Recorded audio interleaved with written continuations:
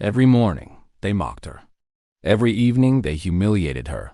And every night, she cried in silence. Before the sun rose, she was already awake. Her back bent slightly with age and exhaustion. The woman pulled on her faded cleaning uniform, once blue, now washed thin by years of labor. The fabric hung loosely on her fragile frame, torn at the seams, stained by chemicals that burned her hands but never her spirit. She tied her scarf carefully, as if dignity could still be preserved in small rituals. By the time office workers arrived, she had already cleaned the floors once. She moved quietly through the building, pushing her old mop, her eyes lowered. She knew the rule: do your job, don't look up, don't speak unless spoken to. Her footsteps echoed softly in the hallways long after everyone else had gone home, when the lights dimmed and the laughter of the powerful faded. That was when the humiliation usually began.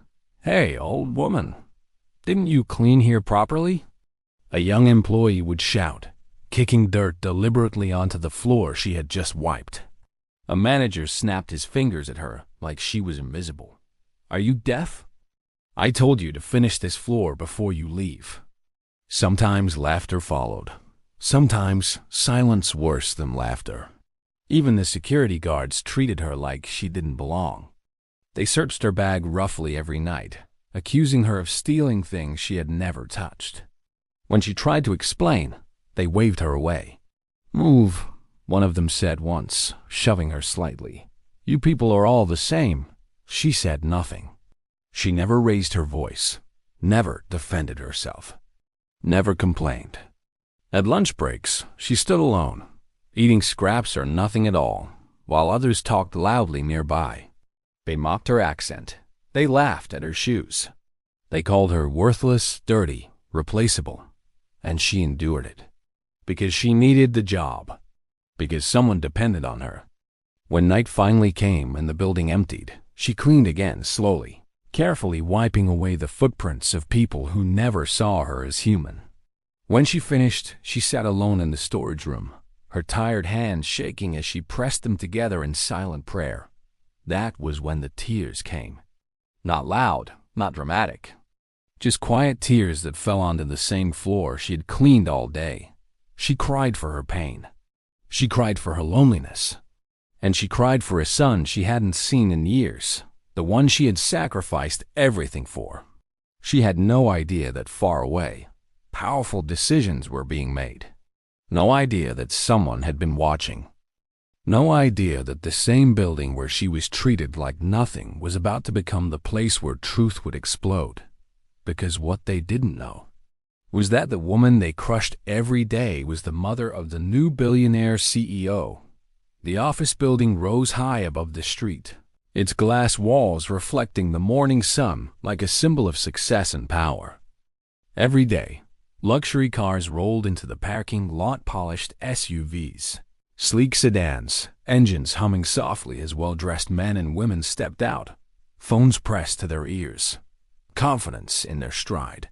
Security gates opened and closed with precision, guarding a world of wealth and influence. Inside, the air was cool and quiet, smelling of polished floors and expensive perfume. This was a place where deals were made, where voices carried authority, where money decided value. And yet, at the very edge of this world, moved a woman no one noticed. Her name was Mama Zainab. She was a widow. Life had taken her husband early, leaving her with a child and nothing else to hold on to. Years later, hardship had carved deep lines into her face, but it had not hardened her heart. Every morning, she arrived before dawn, entering the building through the back door. Her cleaning tools her only companions. She worked as a cleaner, not by choice, but by necessity. Her hands were rough from years of scrubbing. Her knees ached from bending. Still, she worked quietly, carefully, as if every corner she cleaned mattered. She greeted people politely, even when they ignored her. She listened when they shouted. She bowed her head when they insulted her, and she never complained. Not because she didn't feel pain, but because she believed endurance was her duty. At home, her life was simple and bare. No television, no luxury. Just a small room, a mat on the floor, and a faded photograph tucked safely in her bag. In the picture was a young boy with bright eyes and a shy smile. Her son. Years ago, she had made the hardest decision of her life. She had sent him away to study, to work, to have a future she could never provide while cleaning floors for survival. She sold her jewelry. She skipped meals. She worked double shifts when her body begged her to stop. She never spoke about him at work. No one knew she had a son. No one knew she had once dreamed of more than mops and buckets. To the people in the office, she was just a cleaner, nothing else. But every night, after the lights went out and the building fell silent, she whispered prayers for him. She asked for his safety, his success, his kindness. And even when her days were filled with humiliation, she held on to one belief. In her heart, she believed suffering had meaning, even when the world showed her none. She believed that patience would one day speak louder than anger, that dignity would outlive cruelty, that what she was enduring was not wasted.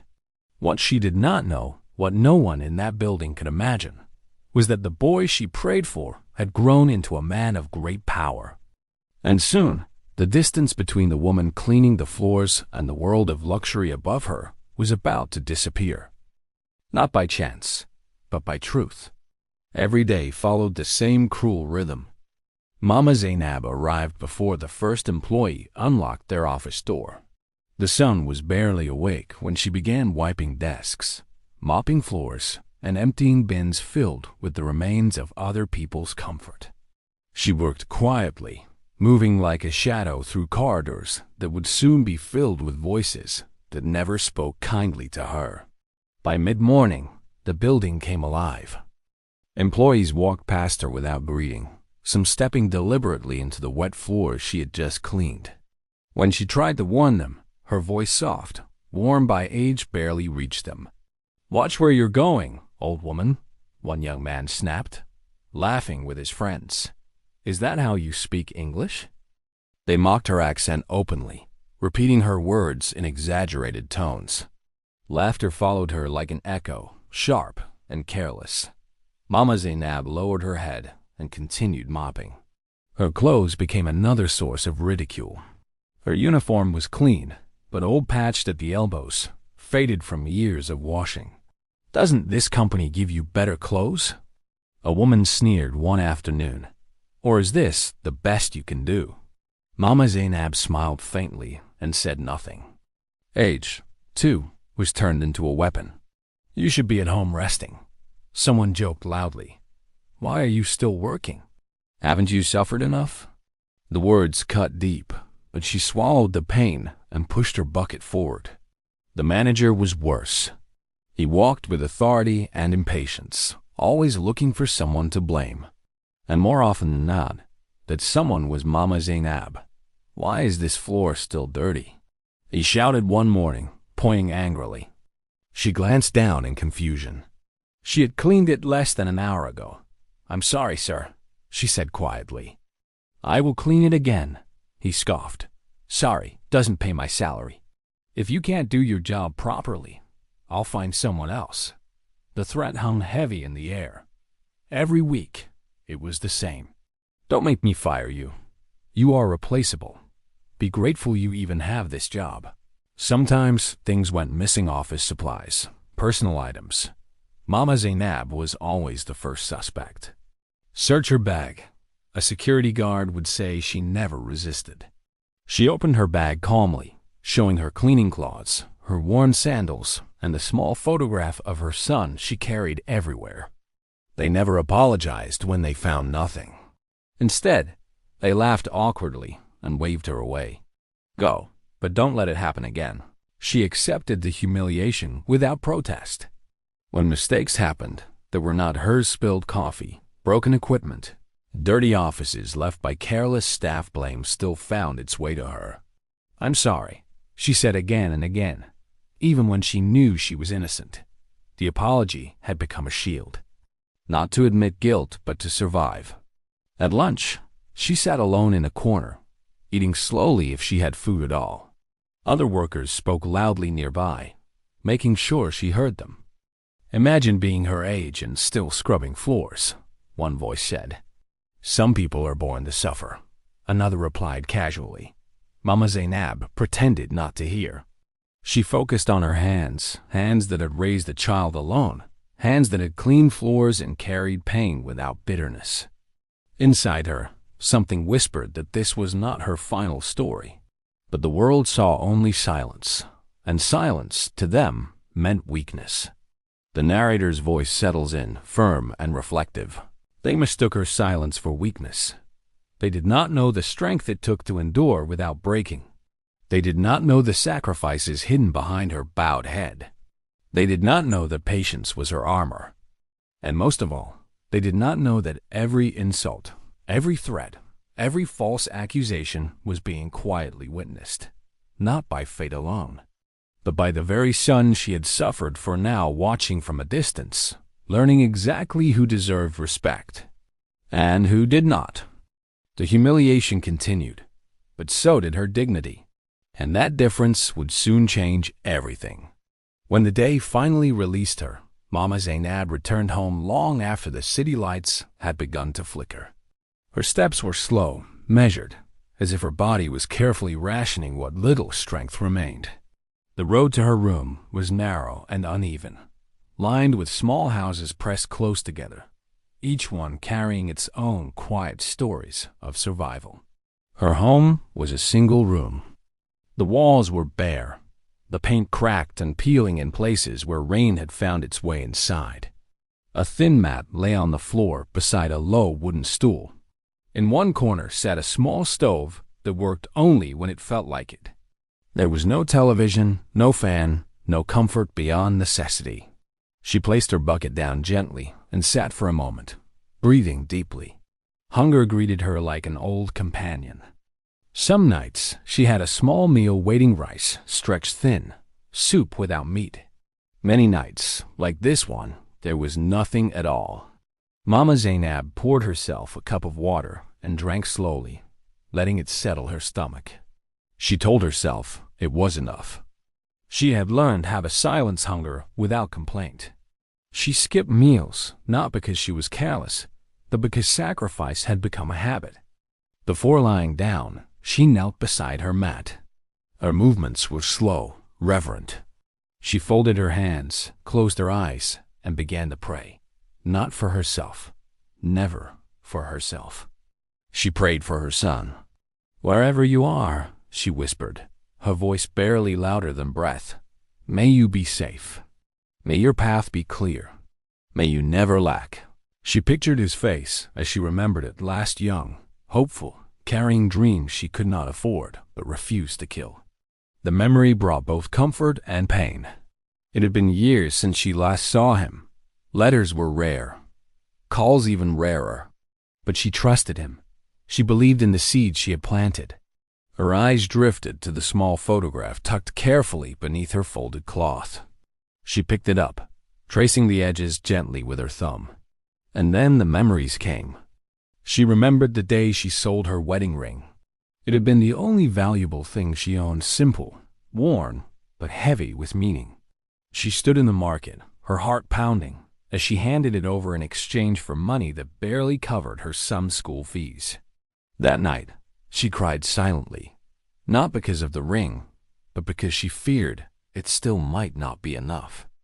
She remembered selling her radio next, then her spare clothes, then her last piece of jewelry.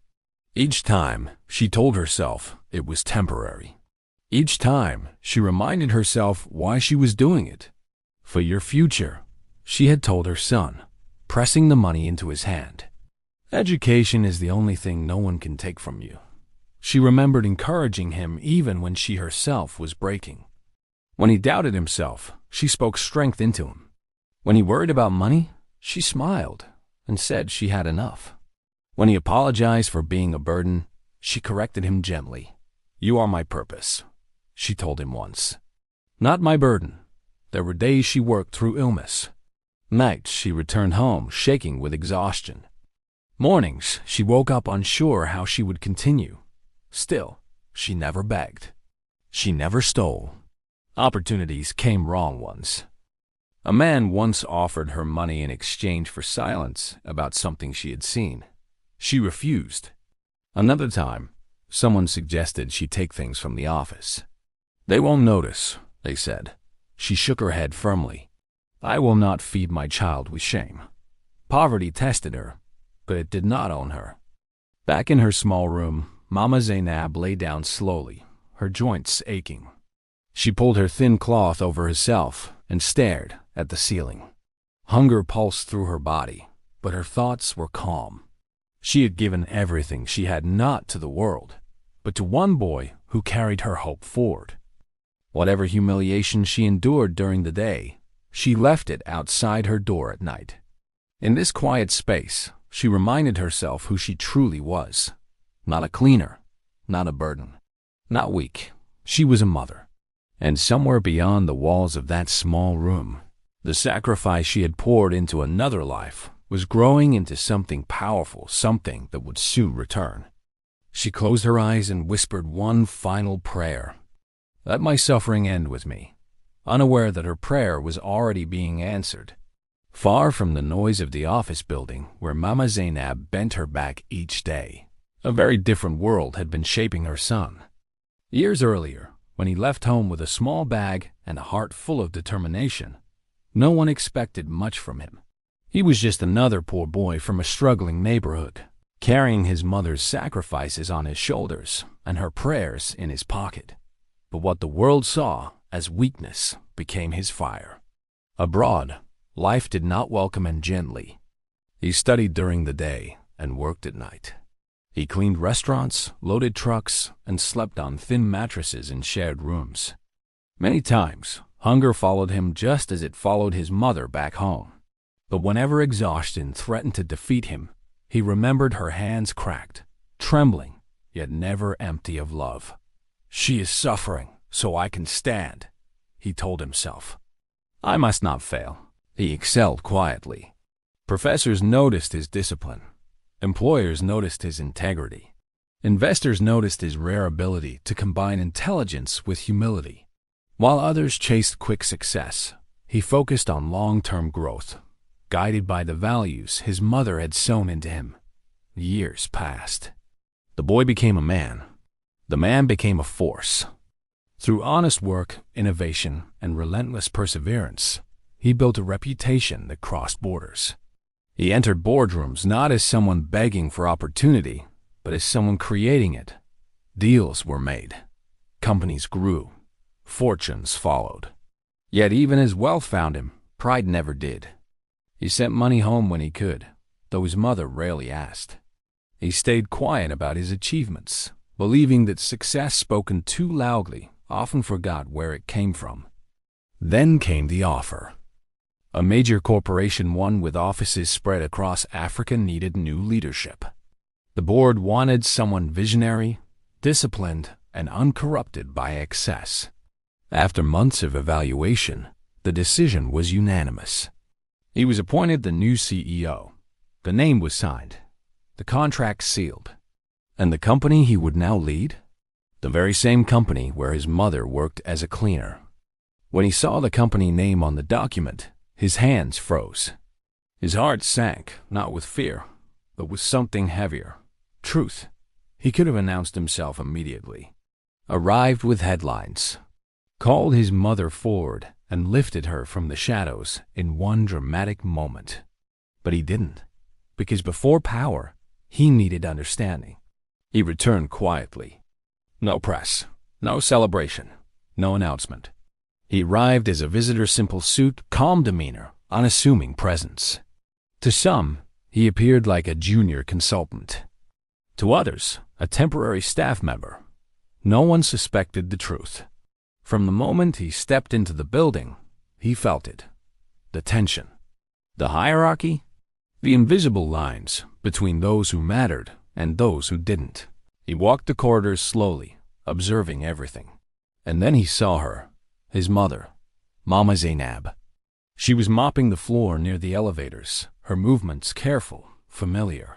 Her back was more bent than he remembered, her hands slower. her eyes tired but still kind. He stopped. For a moment, the world narrowed to just her. His chest tightened. Emotions surged dangerously close to the surface, but he forced himself to remain still. This was not the time. He watched. He watched employees walk past her without greeting. He watched one deliberately step on the wet floor she had just cleaned. He watched a manager snap at her, pointing angrily, threatening her job. His jaw tightened. She apologized. His fists clenched. A security guard searched her bag roughly, finding nothing. No apology followed. His heart burned. But she remained calm. She lowered her head. She returned to work. She endured. That was when he understood something fully for the first time. His mother's suffering was not accidental. It was routine. And those responsible felt no shame. He continued his observation over several days. Disguised as junior staff, he sat quietly in meetings. As a visitor, he passed through departments. As a nobody, he saw everything. He saw how power changed voices, how status erased compassion, how silence was mistaken for permission. And every day, he watched his mother suffer with dignity. She never complained. She never exposed them. She never used him as a shield. They did not know who she was, and she did not tell them. That hurt the most. On the third day, he overheard laughter. "She should be grateful we even keep her," someone said. Another replied, "People like her have no options." He turned away before they could see the storm in his eyes. That night, alone in his hotel room, he removed his jacket and sat in silence. The wealth around him, the soft bed, the quiet air, the room service felt meaningless. Power without justice was nothing. He made his decision. He would not reveal himself until he had seen enough, until there was no doubt, until the truth stood undeniable. Because when revelation came, it would not just lift his mother. It would expose the hearts of everyone who had crushed her daily. And as he stared out the window at the city lights, he whispered to himself, "They think she is alone." He paused. She is not. The sun had returned, not to revenge blindly, but to restore dignity with truth. The test was never announced. It unfolded quietly, in moments most people never thought mattered. From his place among them, unnoticed, underestimated, invisible in plain sight, the sun watched everything. He watched as his mother pushed her cleaning cart down the hallway, her steps slow but steady. Her uniform was clean, though worn. Her head was slightly bowed, not in shame, but in habit. Years of being told she was small had taught her how to make herself smaller. An employee passed her and laughed. "Can you hurry up?" the man said loudly. "Some of us have real work to do." She stopped immediately. "I'm sorry," she said softly, stepping aside to make space. The son felt his chest tighten. Another woman walked by, wrinkling her nose. "Why do they keep her here?" "She makes the place look poor." The words landed like blows. Mama Zainab said nothing. She dipped her mop back into the bucket and continued cleaning, her movements calm, deliberate, as if every stroke was a quiet act of resistance. Later that day, a manager raised his voice at her in front of others. "I told you to finish this floor before lunch," he shouted. "Are you slow or are you pretending?" The corridor went quiet.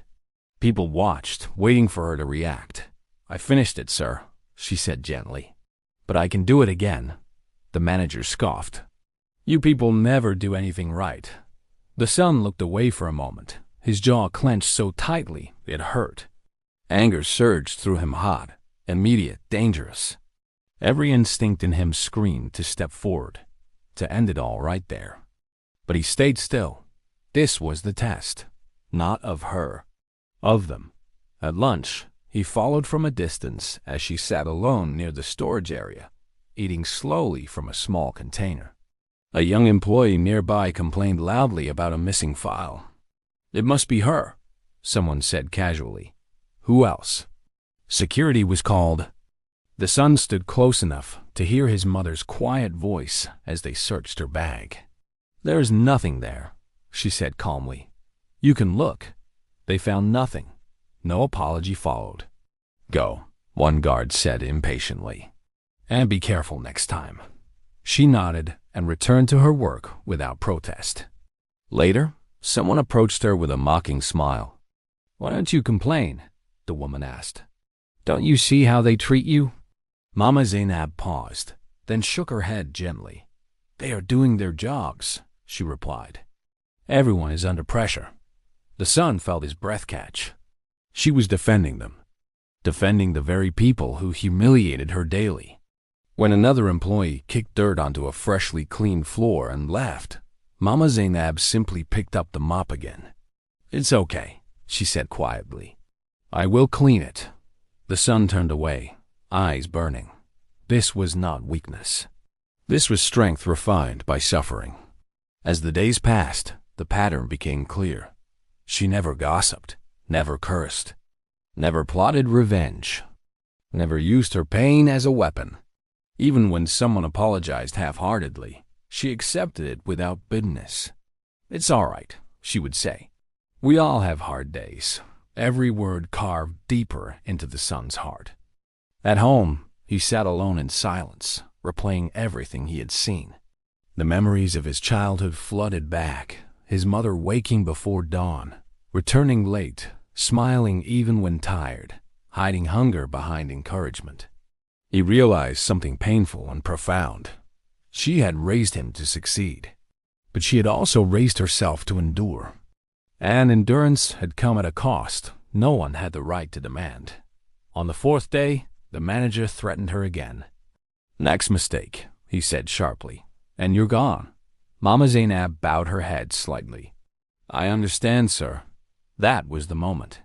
The son felt it not rage this time, but clarity. He stepped into the restroom, locked the door, and leaned against the wall. His reflection stared back at him, successful, powerful, composed. But behind his eyes lived a boy who had watched his mother suffer in silence. He closed his eyes. Enough. The test was complete. He had seen cruelty without consequence, kindness without reward, power without compassion. And through it all, his mother had remained herself. When he returned to the hallway, he passed her once more. She looked up and met his eyes briefly, no recognition, just kindness. "Good afternoon," she said politely. He nodded, unable to trust his voice.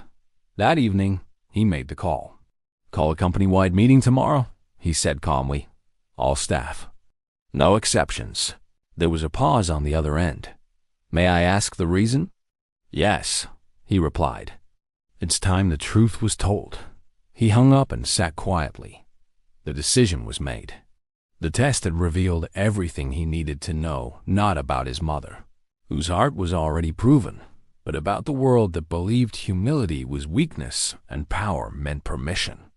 Tomorrow, the silence would end, and dignity long denied would finally be restored.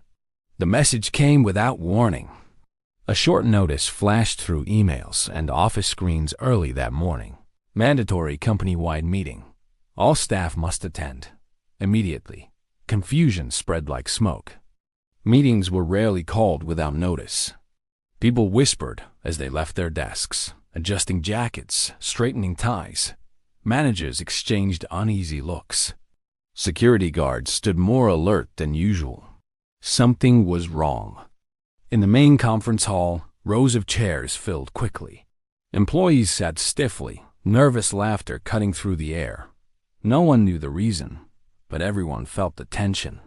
At the side of the room, near the wall, where she always stood, Mama Zainab waited. She clutched her mop handle quietly, unsure why she had been told to come. This was not her place. It never was. She was used to standing aside during meetings, invisible, dismissed. A security guard gestured. "Stand there," he said impatiently. She obeyed. The room fell silent as the doors at the front opened. A man entered. He walked slowly, deliberately, dressed in a sharp, tailored suit. His posture was straight. His presence commanded attention before he said a single word. Conversations died instantly. People straightened in their seats. Some recognized him from whispers, rumors, boardroom talk. The new CEO. Authority filled the room like a weight. He stood at the front, hands resting calmly on the table, eyes scanning the crowd. His gaze was steady, unreadable. No smile, no anger, just control. "Good morning," he said. His voice was calm, but it carried power. "I was appointed CEO of this company recently," he continued. "Before making any changes, I wanted to understand the culture of this workplace." Murmurs rippled softly through the room. "So I observed," he said, quietly. Some people shifted uncomfortably. "I watched how people spoke when they thought no one important was listening. I watched how power was used. And I watched how those with no power were treated." The room grew painfully still. Then he turned his head slightly. "Mama Zainab," he said. Her heart skipped. Every head turned. "Yes?"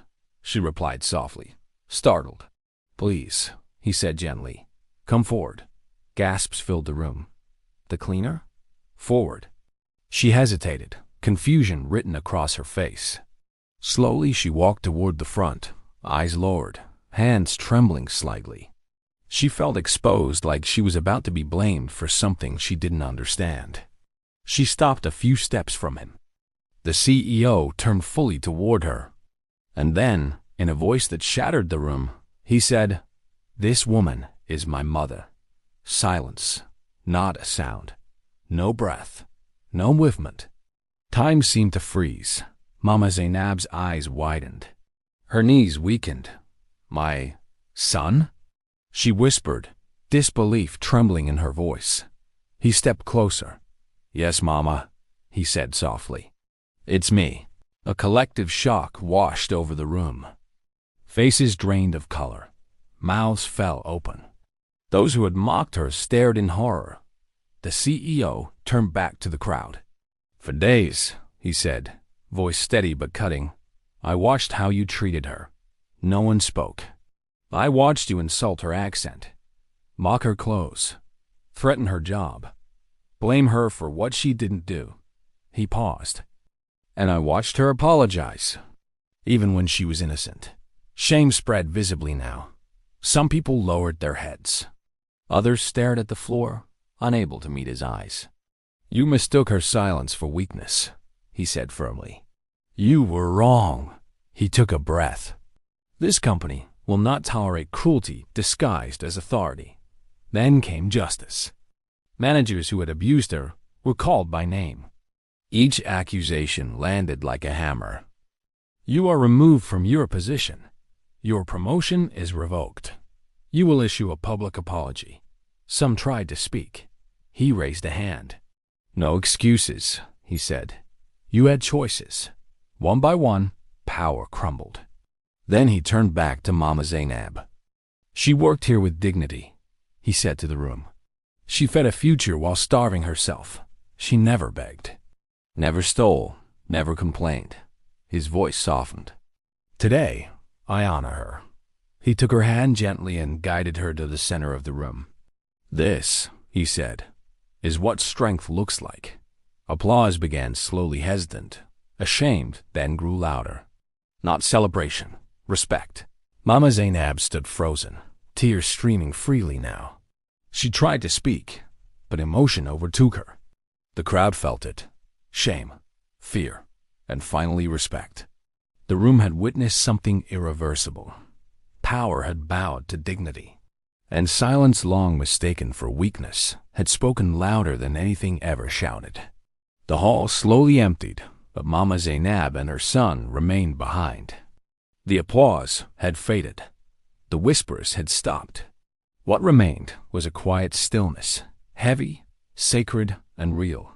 For the first time in many years, Mama Zainab stood not as a cleaner waiting to be dismissed, but as a mother being seen. They stepped into a small office nearby. The door closed softly behind them. For a moment, neither spoke. Then her son turned to her, and all the authority that had filled the room melted away. He became a child again, standing before the woman who had carried him through hunger, shame, and sacrifice. He knelt. "Mama," he said, his voice breaking. I saw everything. Her hands trembled as she reached for him. "Stand up," she said quickly, startled. "People will see.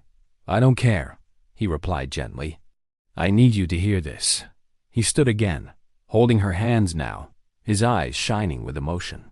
"Thank you," he said, "for every meal you skipped, for every insult you swallowed, for every day you chose dignity when the world gave you none." Mama Zainab shook her head slowly, tears streaming down her face. "I only did what a mother must do," she whispered. "You did more," he said. "You made me who I am." She touched his face, studying him as if seeing him for the first time. "I prayed for you every night," she said. "I asked God to protect you, not to make you powerful." He smiled sadly. "Your prayers did both." They sat together in silence for a moment, hands still joined. Then she spoke again. "Those people," she began. He stiffened slightly. "What about them?"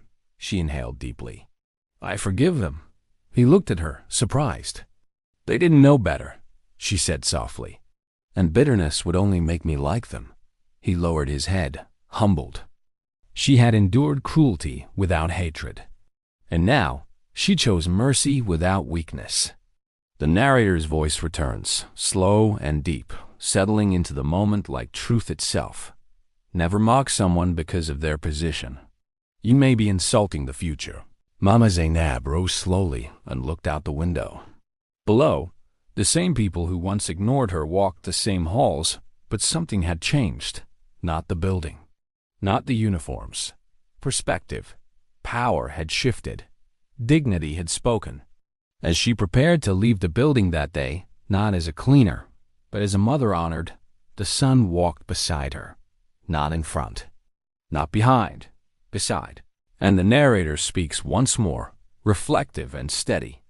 The world is quick to judge value by position, by title, by power. But life has a way of hiding greatness in humble places. Soft African instrumental music begins to play, gentle and emotional. Mama Zainab stepped into the sunlight, her face lifted not in pride, but in peace. She had no revenge to celebrate, no anger to release, only quiet vindication.